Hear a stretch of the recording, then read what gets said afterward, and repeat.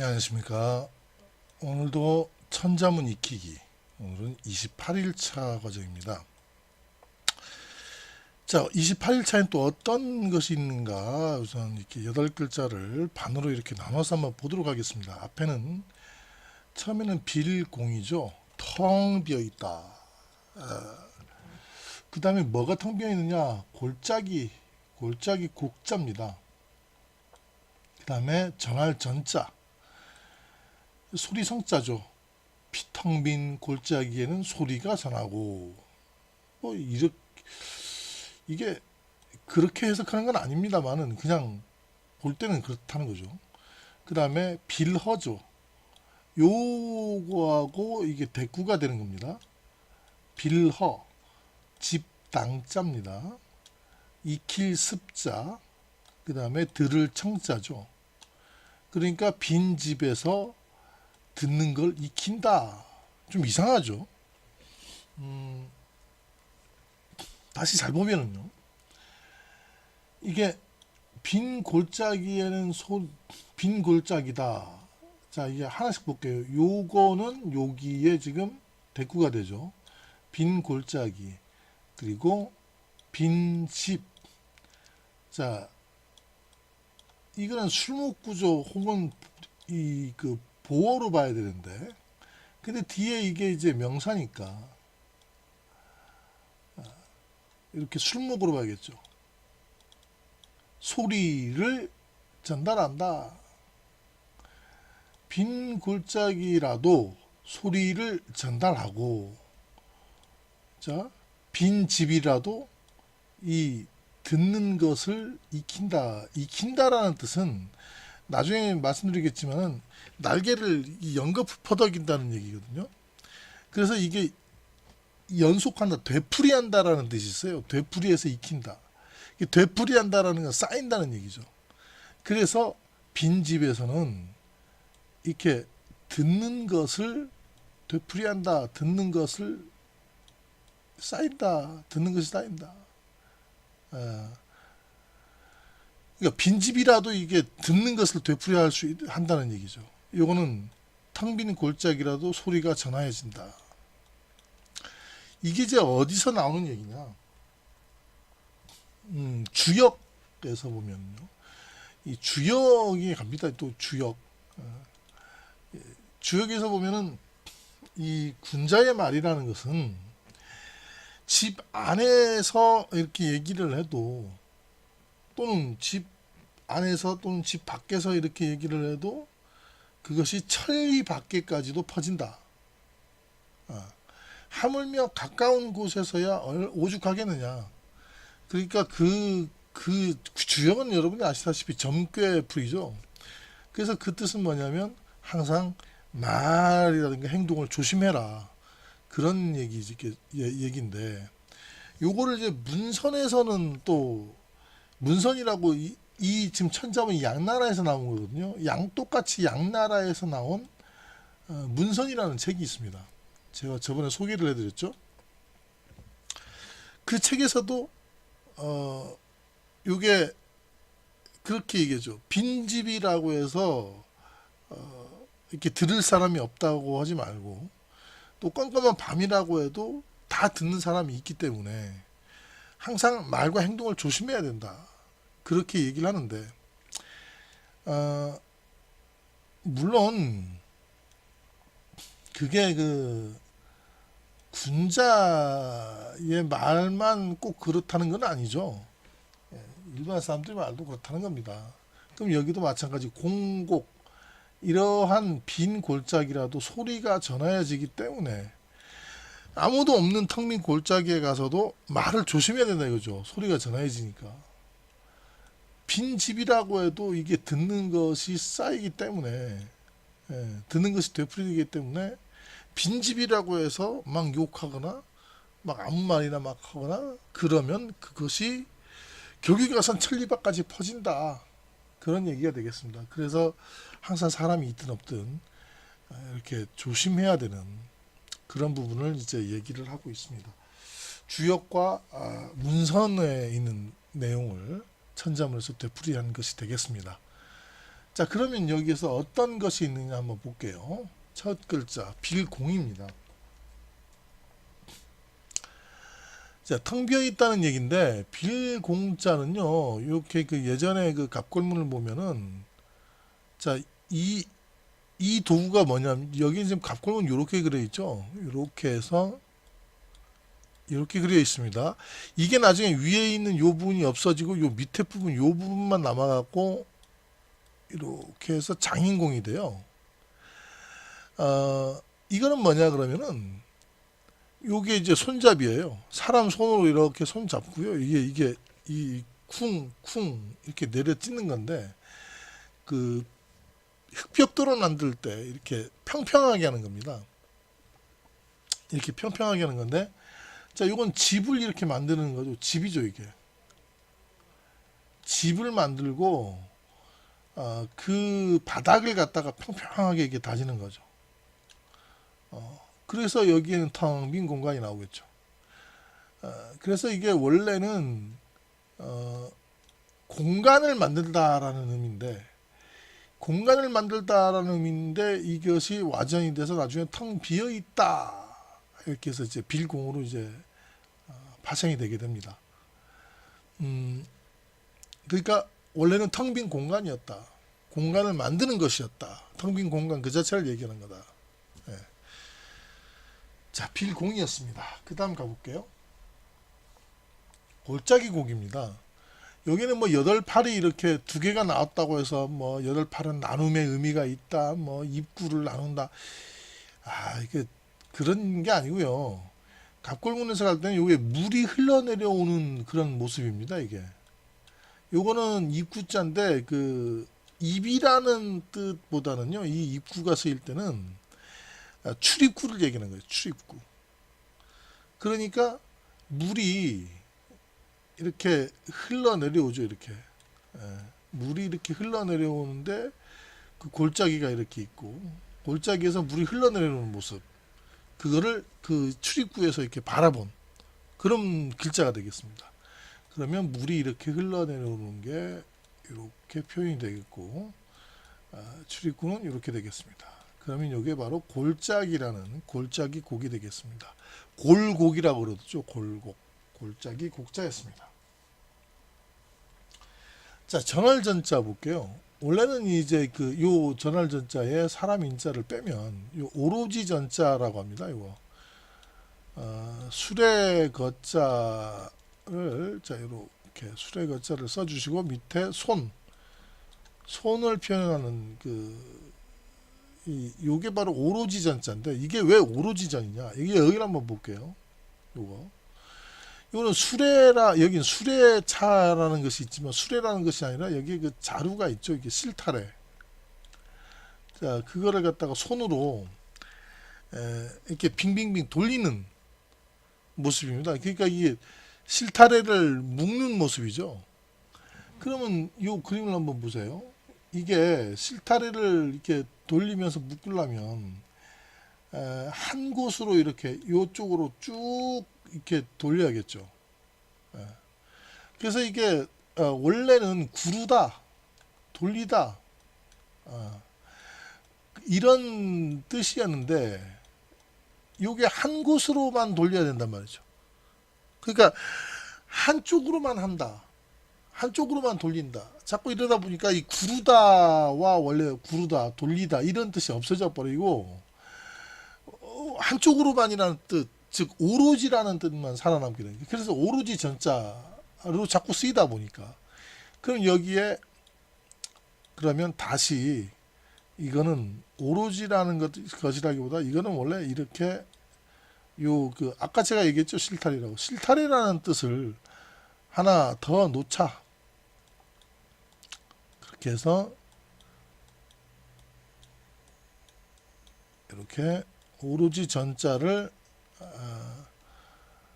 앞에 이렇게 이런 수레차를 놓고 구를 전자를 만들게 되는 거죠. 그래서 이게 구르다 해서 이 구를 전자입니다. 이게 전주 문자 뭐 그렇게 되죠. 자, 그런데 그래서 이제 이것은 실질적으로 손으로 이 실타래를 이렇게 굴리는 모습이다라고 보면 그럼 이게 사람 인이 추가가 돼서 전할 전자가 되죠. 물론 발음으로 나온 겁니다. 이 오로지 전자 발음으로 해서 사람한테 이렇게 주는 것이다. 이게 바로 이제 전할 전자다. 이렇게 해석할 수도 있겠지만 저는 항상 얘기하죠. 그러면 왜 이 오로지 전자가 왜 오로지 전자가 전할 전자가 됐냐? 예, 그 말이죠. 요걸 잘 보게 되면은 물론 이제 그 발음도 있겠지만 뜻이 이 뜻이 뭡니까? 이게 실타래를 이렇게 굴리고 있는 모습이죠. 구른다라는 거죠. 실타래를. 그래서 이거는 원래 구르다, 돌리다 뭐 이런 얘기가 있는데 그래서 돌고 돌고 돌아서 너한테 전화 준다. 그런 뜻도 있는 거죠. 그래서 전할 전자는 위에서부터 이렇게 밑으로 내려오는 그런 얘기도 있습니다. 그게 또 이제 전자가 있어요. 전할 전자가. 그러니까 이게 실타래가 구르다 돌리다라는 것처럼 돌고 돌아서 구르고 굴러서 이렇게 어떤 사람에게까지 전해지는 거. 이게 바로 전할 전자의 뜻도 있다. 전할 전자였습니다. 자, 그다음 소리성자 볼게요.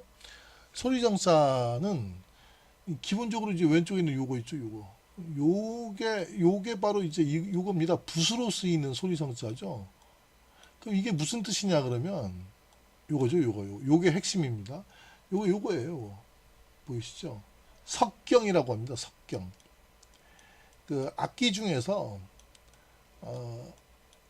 이 석기 시대 때부터 돌로 이렇게 그 악기를 만들어서 이렇게 이런 걸로 이렇게 때리게 되면 맑은 소리가 띵띵 소리가 나죠.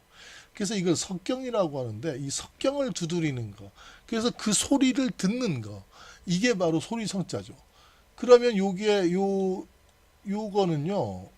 요거 있죠. 손에 이 그 악기채를 들고 있는 모습을 얘기하는 거예요. 그것을 귀로 듣는다는 겁니다. 귀로 이렇게. 귀로 듣는다. 즉 석경에다가 석경을 이 채로 뚱 두드려서 소리가 나는 것을 이렇게 귀로 듣는다. 즉 소리성자에는 어떤 일반 자연의 소리를 얘기하는 거라기보다는 그 석경 악기를 이렇게 울리는 그런 소리를 나타내는 것이 많다. 이걸 알아두시면 되겠습니다. 자, 그럼 네 글자 한번 읽어볼게요.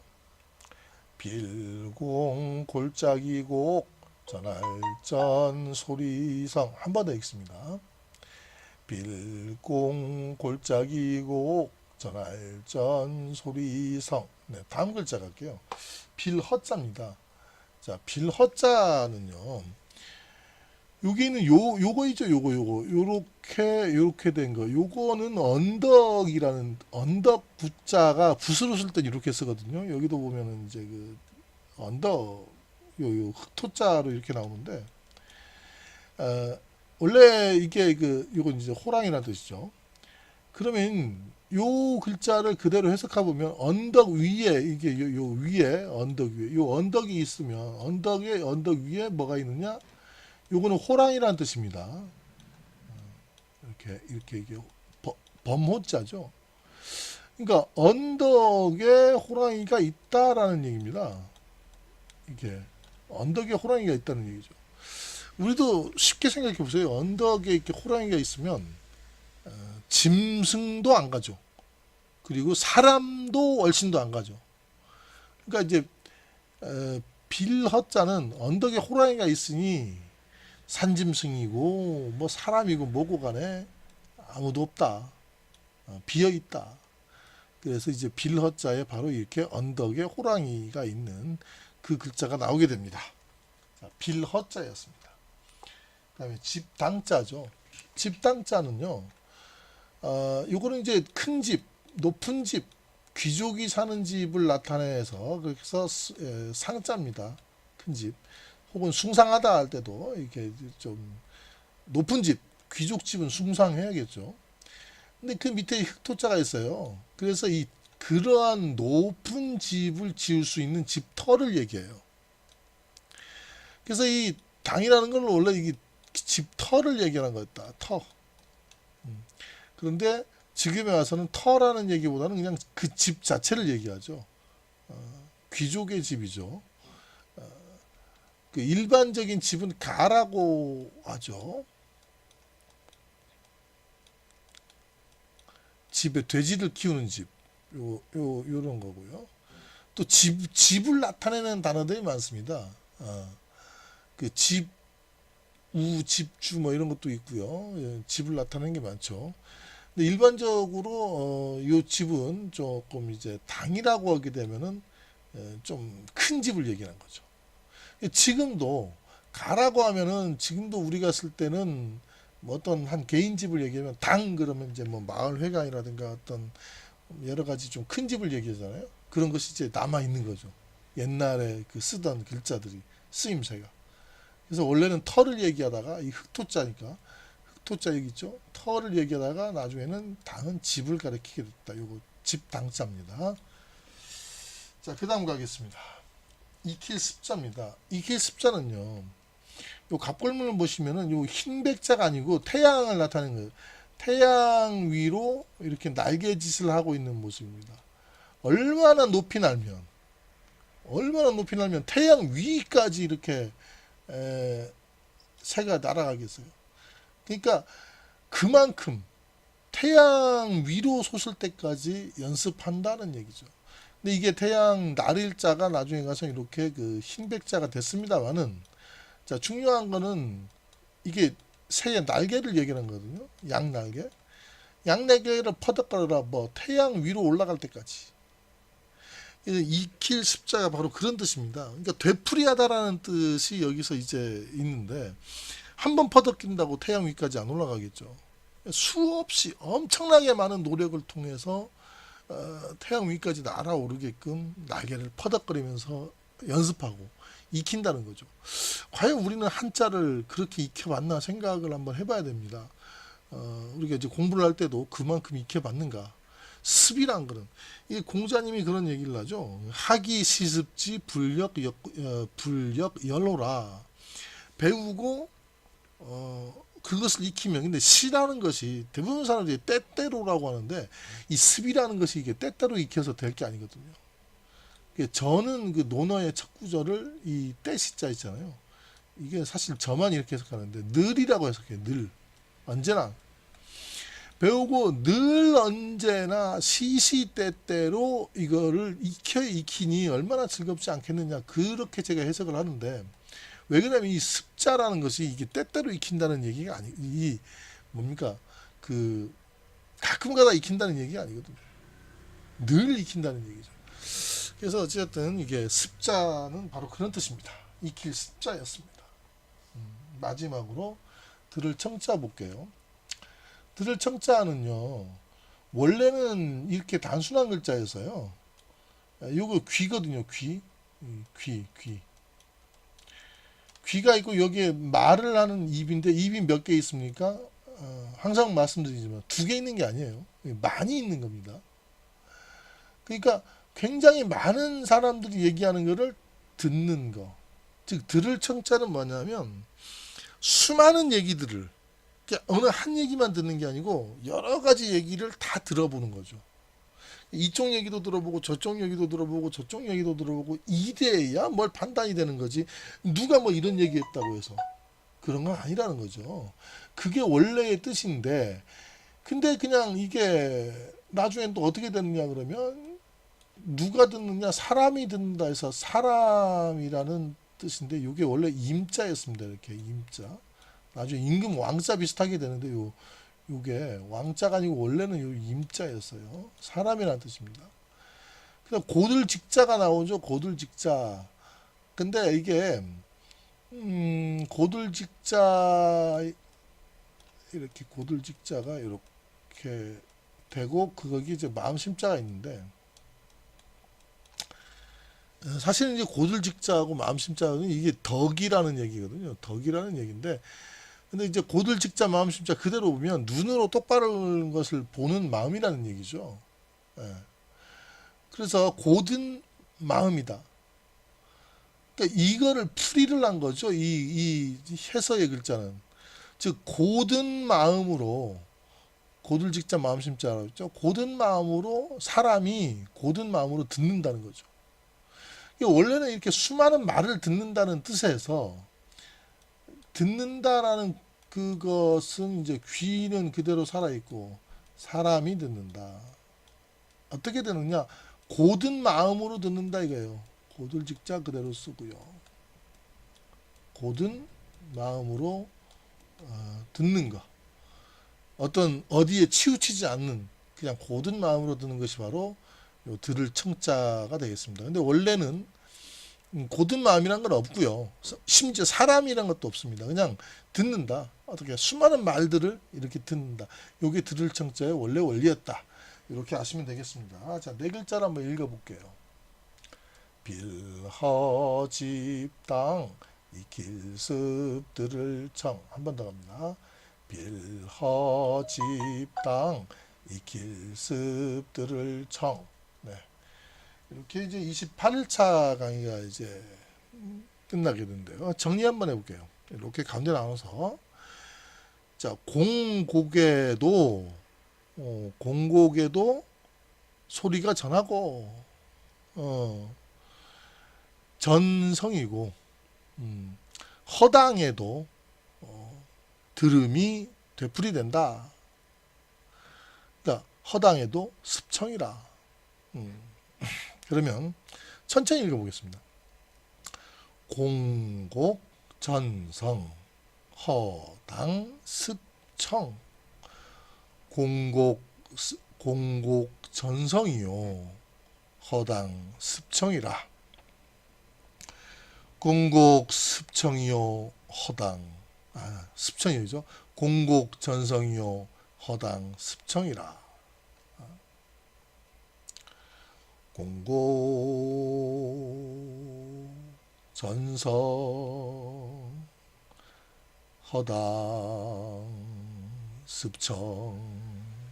자, 이렇게 해도 되고요. 요 토시에 애도 혹은 은이라고 한번 넣어볼게요. 이거를 바꿔서도 해보고 이렇게. 어떻게 됐든 간에 그 여러분들이 외우는 게 중요한 거죠. 공곡은 전성이요 허당에는 습청이라. 공곡에도 전성이요 허당은 습청이라.